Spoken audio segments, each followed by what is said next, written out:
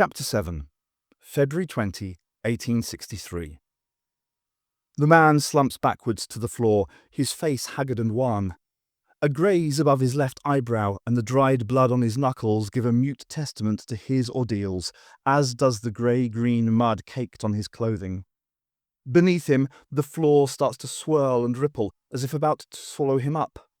He is dying and he knows it. All effort to stave off the inevitable draining from him now, the fight over, the cause lost. You look down on his kindly face and recognize him. You don't want to see him suffer any more, but you know he must go on. He must fight back. You feel yourself reaching out to him, whispering soft words into his mind. You tell him he is needed, that he mustn't die. But you can feel him slipping away, his grasp on this life finally surrendering. Nissa wanted to open her eyes, not sure whether she was waking in a dream or from one. She felt the sun on her face, comforting and familiar. Under her hands was a path of stone, gently warmed by the heat from above. A scent caught her attention, a smell she had not experienced since Traken, she realized. Nissa opened her eyes and sat up, finding herself in the grove where she had played so often as a child. Sprawling ivy and flowering plants stretched out to take advantage of the warmth. Of course, this couldn't be the grove on Traken. That had been destroyed with the rest of her planet and its people. But it still felt like home. Beautiful here, isn't it? Like being inside a dream. A man was standing in the shadows, admiring his surroundings. If this is a dream, you never want to wake from it. You want it to go on forever. I often dream about you, Nissa said. I know, her father replied, sadness in his gentle voice. It's a strange thing, being dead. Not at all what I expected. I thought it would be like falling asleep, just drifting into an eternal rest, being at peace, no troubles, no fears, like an endless embrace. Tremas stepped out of the shadows, his greying hair swept back from his face, the features just as Nissa remembered them before the doctor came to Traken. And what is it like being dead? She asked. That you will have to find out for yourself. You are still very much alive, my daughter, but you can choose to stay here, if you wish, with me. Nissa stood and began to wander idly between the stone columns and lush tendrils of the grove, her hands roaming over the familiar plants and structures. She wanted to run to Tremas, to hug her father and never let him go. But something was holding her back. The doctor's final warning was still occupying her thoughts. How could she trust her own senses in this place? This could all be just an illusion, she said eventually. A near-death hallucination brought on by my brain being starved of oxygen. Last thing I can recall, I was drowning at the bottom of a murky river. Now I'm alive and well, my clothes are dry, and I'm back in the grove at home. Some, if not all, of that is quite impossible. You never used to be this narrow-minded, Tremas said, disappointment plain in his tone.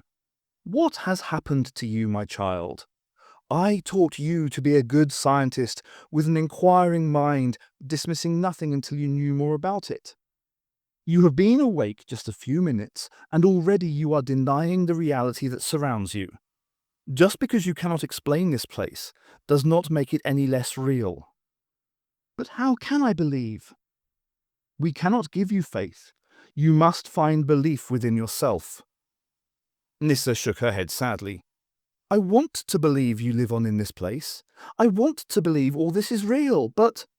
Yes, I should have an open mind to any possibility. But faith without proof is a very difficult enigma for a good scientist to accept. I know. Tremas smiled as he approached his daughter. I had the same questions when I first arrived here. But someone helped me to believe. Who?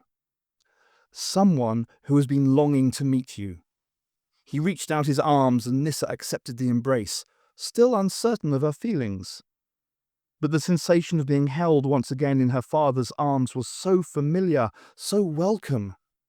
This was what she had needed, Nissa realized. to feel she belonged, that she was loved. It was what everybody needed, she supposed. It would be so easy to give in to this, to surrender herself. Tremas sighed. I told her you might be coming here. She suggested I meet you, help you adjust to this new world. Only when I thought you were ready would she make herself known. This person has waited a lifetime to know you. Nissa looked up at her father's face. What's her name? Lucina, a voice replied from behind them. Tremas stepped away from his daughter so she could see who was speaking. A woman walked into the grove, dressed in a long flowing gown of crimson and gold. Her face was friendly, with high cheekbones and wide eyes framed by a mass of brown curly hair. For Nissa, it was like looking at an older, more serene reflection of herself. Welcome to the other side, my daughter. For the first few days at Coralin, it was birdsong that had woken Volmer each morning. But now the sun rose to a chilling silence, just the sound of distant water audible from the river below. The sergeant had been down to the pontoon several times during his nocturnal patrols. On each occasion, the water's edge had been further away from the pontoon. The wooden platform no longer floated on the Clyde. Instead, it hung out over a dry bank as the flooded valley reappeared from beneath the receding waters. The sergeant found no sign of Nissa, dead or alive. Volmer had been pleased when Johnson joined him during the night, unable to sleep. A solo patrol gave you far too much time to think, and the young private made for good company. The two men helped keep each other awake, contemplating events of the past few days. Neither of them mentioned it, but the sergeant felt sure Johnson was just as nervous as him about what they might face in the darkness. Their task was made no easier by a low mist that descended on the hillside, cutting visibility among the bare tree trunks. It was just as the sun was beginning to bruise the gloaming that Volmer heard the footsteps. Johnson was wondering out loud if he might be chosen for the diving bell when the sergeant hushed him into silence. Listen, Volmer hissed. Can you hear something? The private did as he was bid. No, he whispered. What am I... The sound of fleet footfalls below the encampment cut short Johnson's words. I hear it, coming from near the pontoon. Volmer nodded and held a forefinger up to his lips, motioning the private to silence. They began creeping down the hillside in a slow arc, the sergeant venturing slightly upstream, while Johnson went in the other direction. By now, the mist was hanging just above the Clyde, shrouding the water's edge as the two soldiers converged on the pontoon from opposite sides. Volmer could hear something heavy moving across the wooden beams of the platform. He crept forward, the butt of his rifle pressed in hard against his collarbone, finger resting on the trigger ready to fire. Through the mist, the sergeant could discern someone crouching by the far edge of the pontoon, bent over a fallen figure. Had the killer claimed another victim? Identify yourself or we shoot, the sergeant shouted. But his demand went unanswered. By now, Volmer had reached the point where the pontoon touched the hillside, Johnson joining him. Still, they received no reply. The sergeant gave the intruder 3 seconds to surrender. 1, the figure glared at the two soldiers, snarling with anger. 2, Volmer watched in horror as the intruder pushed its victim over the edge of the platform. 3, the figure stood up and launched itself at the two soldiers. Both men fired, more in surprise than anger. The intruder cried out, one hand clutching its chest, before collapsing face first in front of Volmer and Johnson. The sergeant crouched beside the fallen figure. It was male, dressed in a ragged suit, their hair a mess of knots and tangles. Volmer reached out to roll the intruder over. Sergeant, be careful, Johnson urged. He might not be dead yet. Volmer pushed the unidentified man's shoulder, gently turning over the body. But it wasn't a man they had shot. It was a boy of no more than 15 summers, his face young and unlined, a few wisps of downy hair visible on the chin and above the upper lip. My God, he's just a boy, the sergeant realized. He checked the body for signs of life. A steady trickle of blood leaking out from underneath told Volmer all he needed to know. "He's dying! Quick! Fetch the doctor!" Johnson staggered backwards a few steps, looking down at the weapon in his shaking hands, smoke still curling from the end of the barrel. "I didn't mean to kill him. Nicholas, fetch the doctor, now!"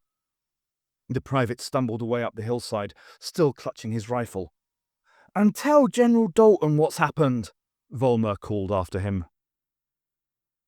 Nyssa shook her head, slowly retreating from the woman who had just entered the grove. "No, you can't be my mother. She died." "Giving birth to you," Lucina replied. "That was a lifetime ago for you, but it seems like yesterday to me. I already knew something was awry. The midwife had told me so.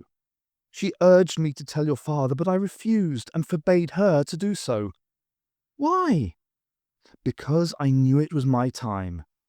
As my wedding present, Tremas procured an audience for me with the keeper. I wanted to know what my life would hold, that I was making the right decision in marrying your father. The keeper showed me fragments of my future, warning me I would see happiness and great sadness among them. I knew I would die so you might live. But what greater gift could a mother give for her child than life?" Nyssa looked to her father. "You never told of this?" "I didn't know it all myself," Tremas admitted. "I had my suspicions, but Lucina refused to speak of it, as did the keeper. You know our rituals, my child. I could not interfere."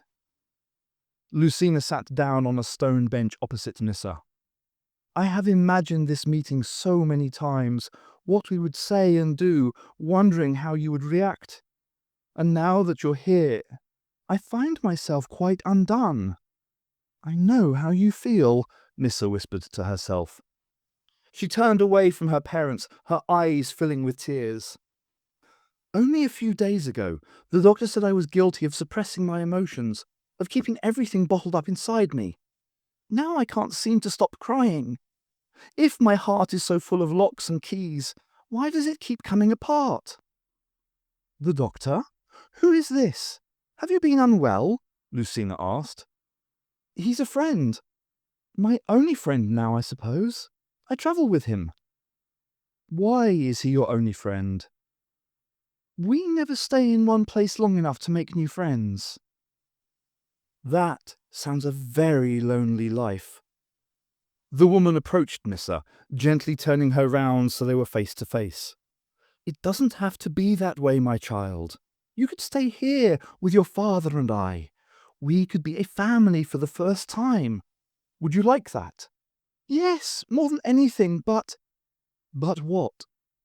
"The doctor, he will expect me to return from this side of the rift. He won't understand if I never go back." "Would it help if you could talk to him? If you could explain?" Tremas asked. The doctor made his way gingerly down the hillside, movements restricted by the manacles and chains still shackling his ankles and wrists. After several stumbles and an undignified slide down the slope on his backside, the doctor reached the pontoon where Volmer was standing over a body. "Oh no. James? You recognize this young man?" the sergeant asked. The doctor nodded sadly. "James Lees. A few days ago, Queen Victoria made him the royal medium to her court." "What happened?" "We heard an intruder on the pontoon. When we came down here to investigate, he refused to identify himself or surrender. Pushed what looked like a corpse into the water, and then made a run at us." Both men stepped back in surprise as James coughed twice, blood spattering his lips and teeth. The doctor crouched beside him, bending forwards to examine his body. "He's been shot through the chest. Missed the heart, but punctured a lung. He's probably drowning in his own blood. There's nothing I can do for him." The doctor motioned towards the pontoon. "Look in the water. See if you can spot this corpse." James coughed again, words trying to escape his crimson-stained lips.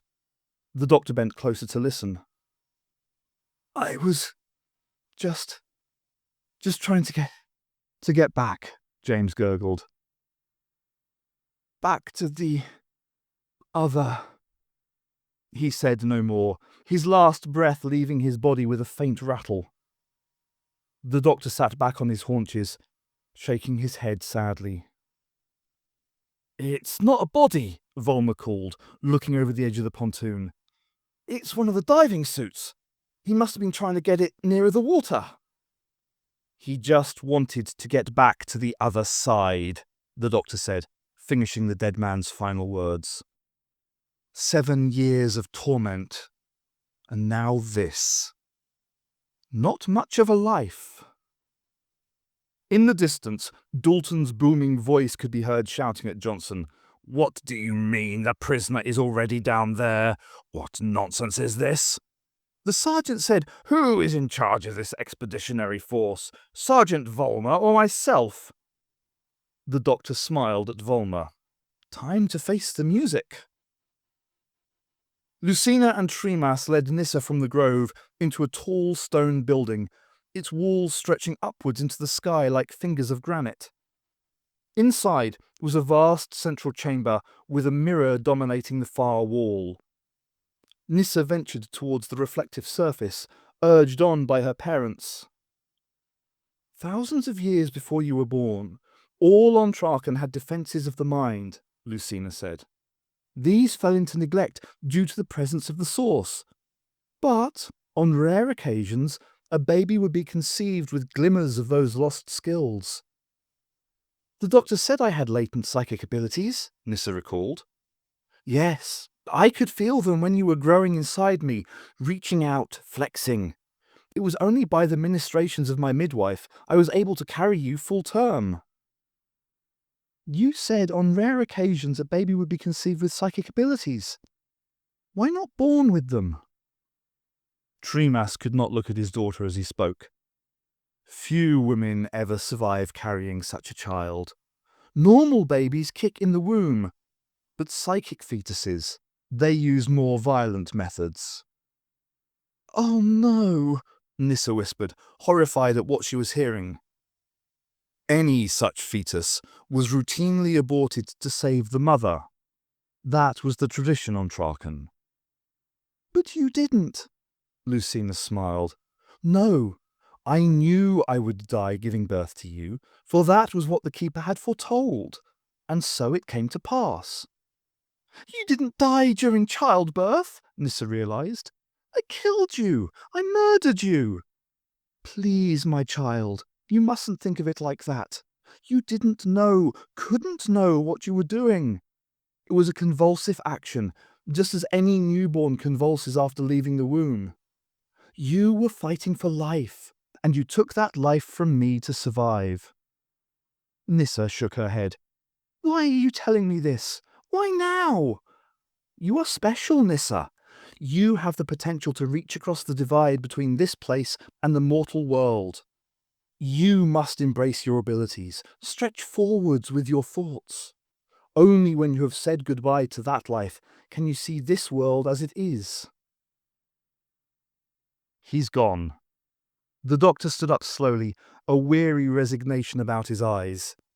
He looked down at the blood on his hands, rubbing the fingertips together, almost as if he was going to pray.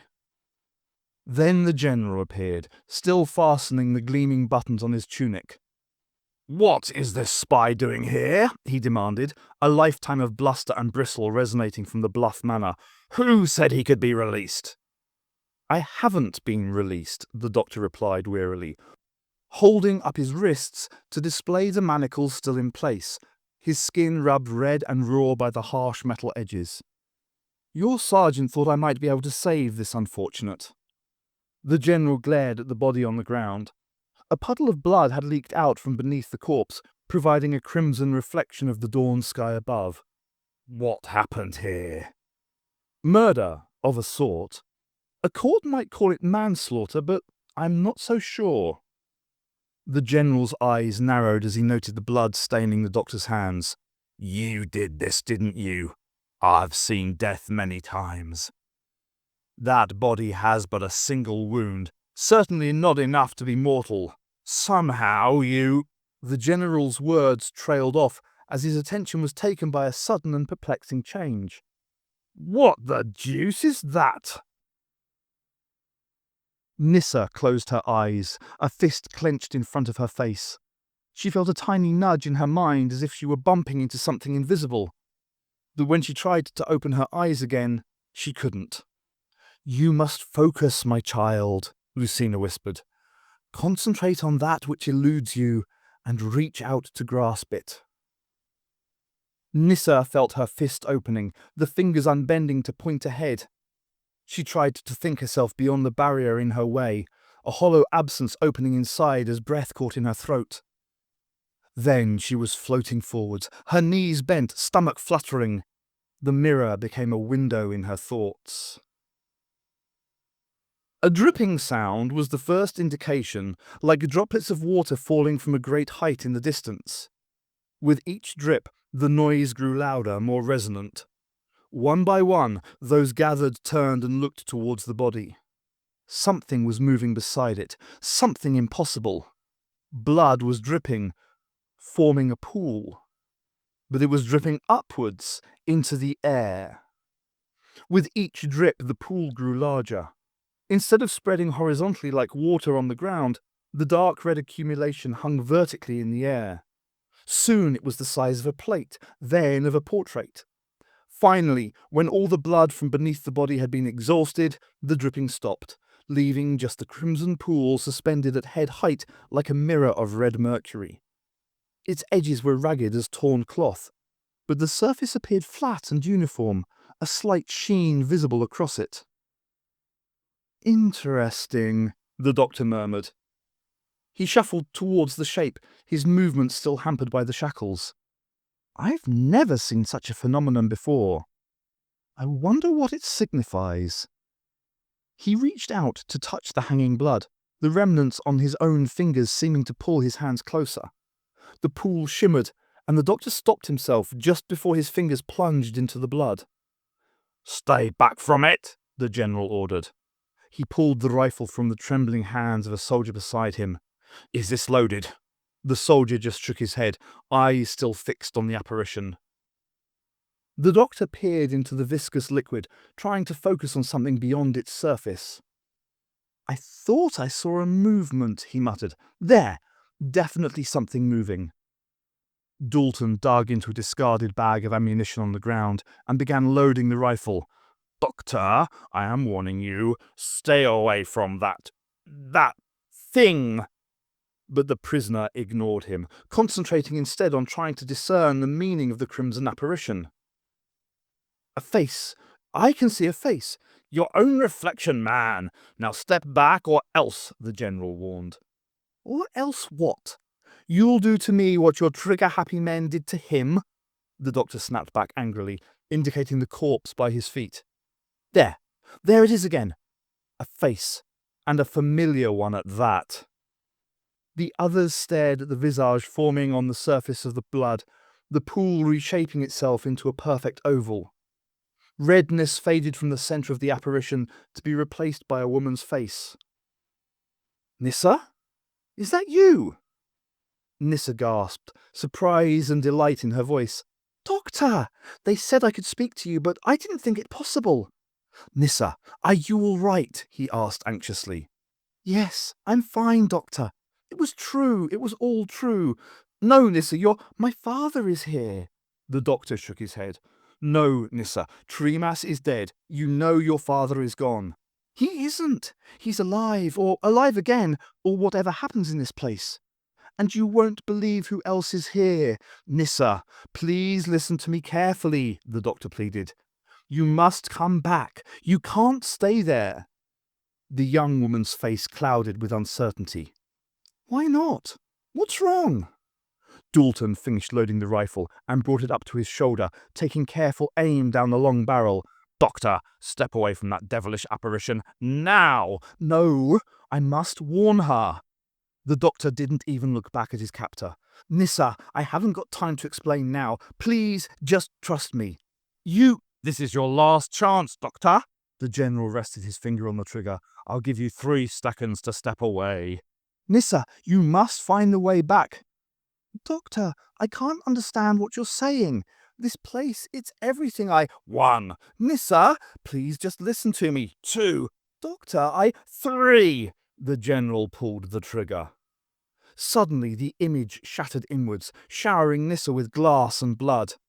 She felt as though something was ripping her backwards, a vast weight invading her body, slamming into her very being.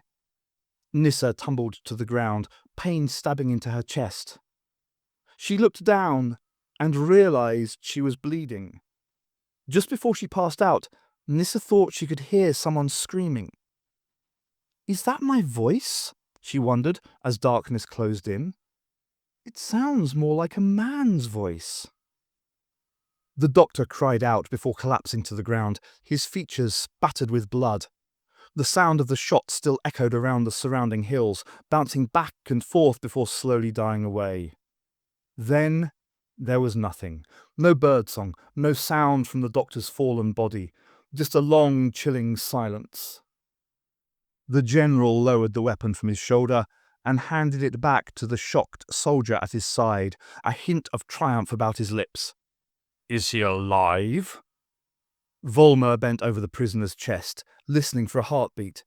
Yes, I think he's in some sort of shock, sir. The sergeant adjusted the position of his ear, perplexed by what he was hearing. Strange. Almost sounds like two arts. He will soon recover. I shot that devilish apparition of blood, not the doctor. The general looked across at the dead body of James Lees, then at the other soldiers who had witnessed these strange events. When I first saw this young man's body, I asked the doctor what had happened.